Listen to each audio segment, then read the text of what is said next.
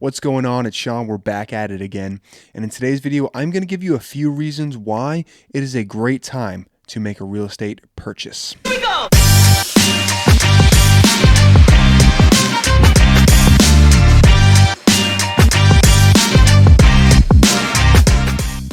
If you are finding my channel for the first time, we're all about self-help and entrepreneurship. So if that's something that interests you, I encourage you to subscribe. With that out of the way, let's jump right into it. Buying a home is literally the American dream. Everyone wants to do it at one point in their life, and some people may be gun shy on doing it right now just because the market is so hot. But I'm going to explain the positive side of this market. So yes, the market is definitely hot, especially here in Massachusetts.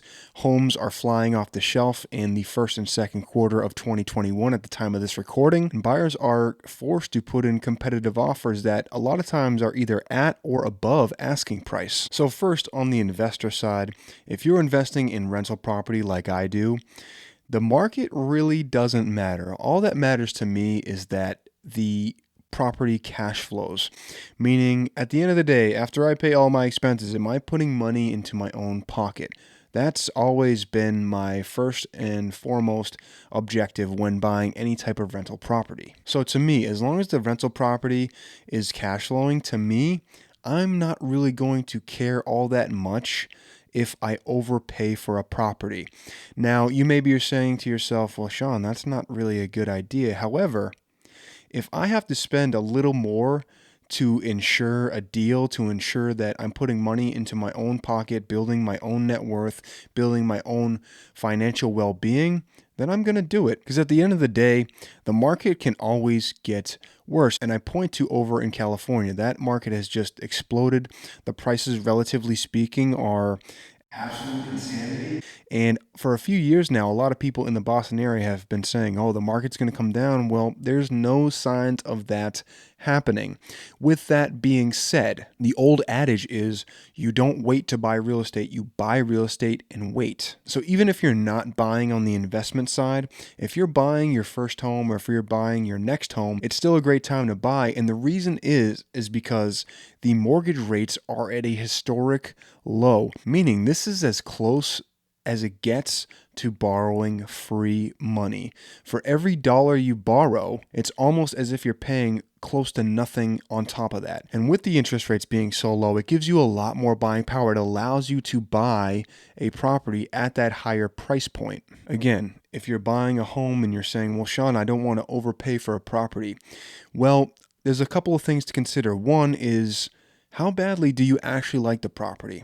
If you are in love with the property, the price really shouldn't matter. My job as a real estate agent on the buying side is to get you the home. It's not to necessarily get you the home at the lowest price. It's to guide you to getting the home, putting in the best offer that will get you the house.